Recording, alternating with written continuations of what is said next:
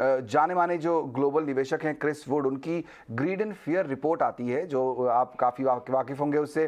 भारत के लिए इस बार उसमें काफ़ी पॉजिटिव कमेंट्री निकल कर आई है। क्या कहा है उन्होंने इस रिपोर्ट में? मेरे सहयोगी सौमित जुड़ रहे हैं मेरे साथ। सौमित, बताइए क्या कहा है क्रिस वुड ने इस बार? पहले तो ये कह रहे हैं कि जो यूएस में जो फेयर था मॉनेटरी टाइटिंग पॉलिसी का, वो अब कम हो रहा है, वो फेयर अब कम हो रहा है। उसी के साथ अगर हम देखते हैं तो जो ओपेक प्लस का मीटिंग का जो आउटकम था वो भी उनके हिसाब से काफ़ी एक्सपेक्टेड लाइंस में था, और अभी क्रूड के प्रोडक्शन आगे जाके बढ़ जाएगी तो वो भी थोड़ी बहुत पॉजिटिव है इंडिया के हिसाब से, और ग्लोबली भी अगर हम देखते हैं तो।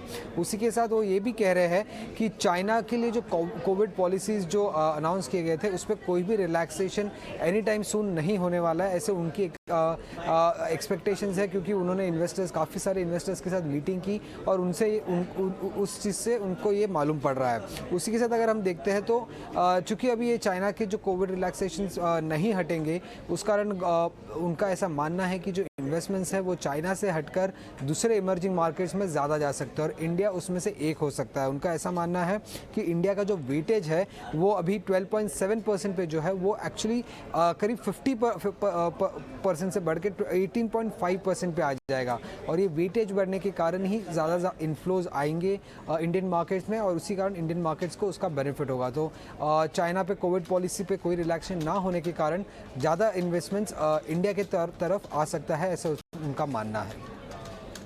बहुत शुक्रिया सौमित। तो ये तो अच्छी खबर यहाँ पर दिखाई दे रही है कि भारत की तरफ इंटरेस्ट एक बार फिर बढ़ रहा है। 30% ऊपर स्टॉक भी है। क्या करना चाहिए, एक्सपर्ट्स का क्या व्यू है? मेरे साथ आशीष महेश्वरी जुड़ गए हैं। बहुत बहुत स्वागत आपका 18 स्वदेश पर। आशीष, क्या व्यू बन रहा है इस समय? 20% ऊपर स्टॉक है फिलहाल लिस्टिंग के बाद। क्या करना चाहिए जिनके पास ये स्टॉक है? जिनके पास है उसको स्टॉक को होल्ड करने की मेरी सलाह रहेगी। और आईपीओ के टाइम पे भी हमारा जो आउटलुक था स्टॉक के लिए काफी पॉजिटिव है, क्योंकि जो केमिकल स्पेस में जो मैक्सिमम एक्शन है उसका एक बहुत बड़ा बेनिफिट एथर इंडस्ट्रीज को मिलेगा, और जो ग्रोथ है उनको जिस सेगमेंट में वो कॉपरेट करते हैं वहाँ पे फिनोमिनल ग्रोथ पॉसिबिलिटीज हैं। तो जरूर इस बार जब इनका इशू आया था तब मार्केट परिस्थितियां जो थी वो इतनी अच्छी नहीं थी। फिर भी जो डिटेल में लोगों को क्योंकि फर्म अलॉटमेंट ऑलमोस्ट आया है, तो मेरी सलाह रहेगी कि स्टॉक्स में इसमें बने रहें, क्योंकि आगे जाके जो उसके प्रोस्पेक्ट्स हैं वो काफी ब्राइट नजर आते हैं। हमने देखा अनुपम रसायन हुआ या लक्ष्मी ऑर्गेनिक्स हुआ, इन दोनों स्टॉक्स ने भी आईपीओ के बाद में भी काफी बेहतरीन रिटर्न दिए थे निवेशकों को। तो ऐसा ही मेरा मानना है एथर इंडस्ट्रीज में होने वाला है, और मेरा जो प्राइस टारगेट है इस स्टॉक में 6 महीने के लिए करीब 950 से 1000 रुपए का रहेगा। 6 महीने में 1000 तक का टारगेट। लेकिन अगर मैंने मिस कर दिया आईपीओ में आशीष, क्विकली, क्या मुझे इन लेवल पर एंट्री करनी चाहिए?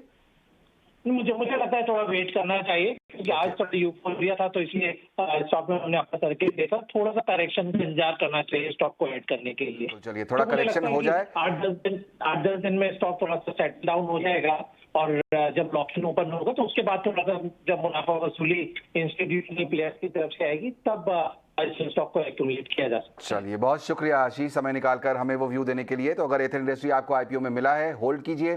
6 महीने में टारगेट्स यहाँ पर 950 से 1000 रुपए तक के हैं आशीष के। और अगर आपको नहीं मिला है ये स्टॉक आईपीओ में तो कुछ इंतजार कीजिए, गिरेगा थोड़ा स्टॉक, उसके बाद लीजिए। यहाँ पर व्यू लेकिन पॉजिटिव ही है। चलिए।